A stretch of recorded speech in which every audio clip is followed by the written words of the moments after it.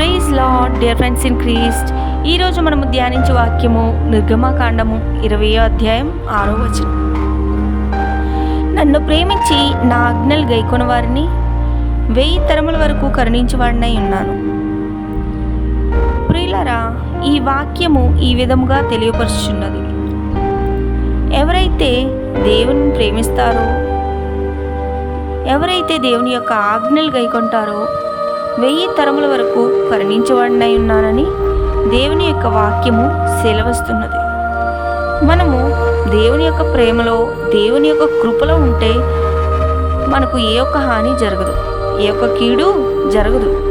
ఎందుకంటే మరి ఈ లోకంలో చూసినట్లయితే ఎన్నో అపాయకరమైన సంఘటనలు వస్తున్నాయి.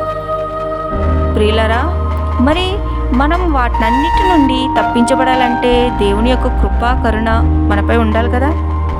మనం ఎప్పుడైతే దేవుని ప్రేమిస్తామో, ఎప్పుడైతే దేవుణ్ణి ఆశ్రయిస్తామో, మరి దేవుడు మనకు సహాయంగా ఉంటారు.